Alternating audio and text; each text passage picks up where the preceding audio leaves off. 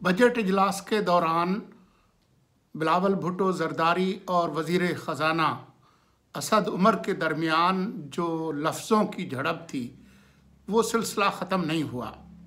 Budget इजलास के दौरान तो बिलावल भुट्टो जरदारी ने बजट के मामलात के अलावा कलअदम जमातों पर जो हुकूमत की पॉलिसी है उस पर तनकीद की थी, और उसके जवाब में असद उमर ने जो तकरीर की उस पर बहुत तनकीद हुई है।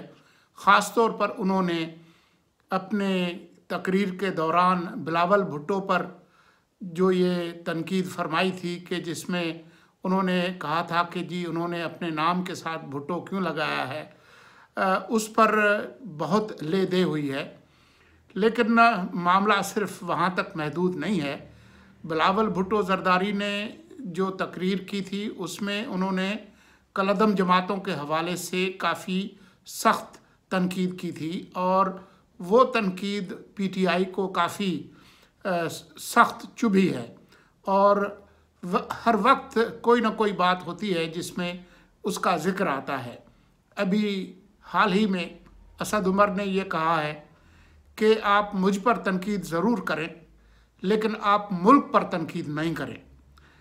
इशारा यहाँ पर यह है कि बिलावल भुट्टो जरदारी ने कलअदम जमातों के हवाले से जो बात की है उससे मुल्क को नुकसान हुआ है। बात यह है कि बिलावल भुट्टो जरदारी काफ़ी अरसे से कलअदम जमातों और इंतहा पसंद तंजीमों के हवाले से गुफ्तगू करते रहे हैं। ये इलेक्शन से बहुत पहले की बात है, और ये बात बहुत एक ज़ाती नौयत की बात है, क्योंकि बिलावल भुट्टो जरदारी की वालदा एक दहशत गर्द हमले में शहीद हुई। तो ये मामला खासा पर्सनल भी है नज़रियाती के अलावा। तो बिलावल भुट्टो का जो मौक़िफ़ है उसमें तो कोई तब्दीली नहीं आई, लेकिन असद उमर ने, जिन्होंने इलेक्शन के दौरान एक कलअदम जमात के साहब कमांडर फजलुर रहमान खलील को अपनी जमात में शामिल किया था, उन्होंने ये जो तनकीद की है वो समझ से बालातर है। क्या कलअदम जमातें, इंतहा पसंद जमातें वो मुल्क के बराबर हैं? क्या उनका मतलब पाकिस्तान है कि उन पे तनकीद करना या उनके हवाले से किसी सख्त पॉलिसी का मुतालबा करना, इससे मुल्क को कैसे नुकसान होता है? क्या ये जमातें और मुल्क लाज़िम मलज़ूम हैं? क्या असद उमर और पीटीआई ये बात करना चाहती है? मामला शेख रशीद का नहीं है, क्योंकि शेख रशीद की जो एसोसिएशन है वो इस तरह के तंजीमों के साथ 90 की दिहाई से है, और वो एक दफ़ा उसमें गिरफ़्तार भी हुए और जेल भी काट के आए। और आज भी पार्लिमान के फ्लोर पर अभी हाल ही में उन्होंने ये बात की जिहाद के हवाले से जो उनका तसव्वुर है, और वो उस बात से बाज नहीं आ रहे।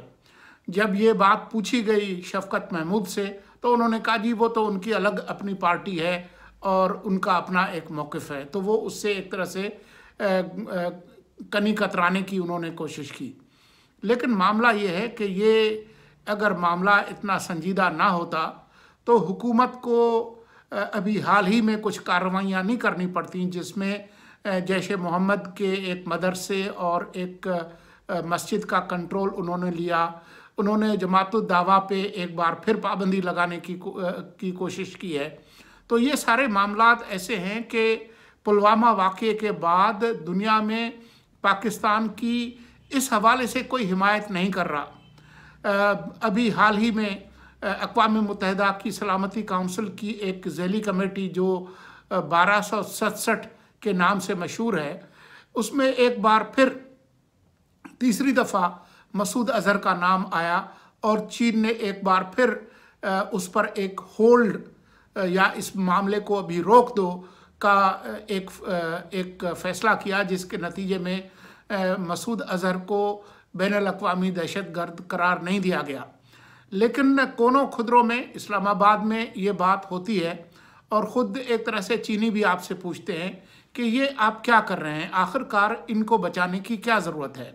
और दुनिया भी पूछेगी कि एक तंजीम जिस पर आपने ख़ुद पाबंदी लगाई है, आपने ख़ुद उनको इस काबिल नहीं समझा कि वो तंजीम काम कर सके, तो फिर अपने उस भाई और बरादर मुल्क पर क्यों आप दबाव डालते हैं या उनको इस मुश्किल में क्यों डालते हैं कि वो इस तरह के अफराद के लिए अपनी ताकत को इस्तेमाल करते। सिंधी में एक कहावत है जिसका मतलब ये है कि अगर आपका सज्जन आपको अपना दायां बाजू दे तो वो सारा बाजू नहीं खाना चाहिए। मतलब यही है कि आप किसी की दोस्ती को इतनी मुश्किल में ना डालें कि वो उस दोस्ती का मुस्तकबिल जो है वो भी ख़तरे में पड़ जाए।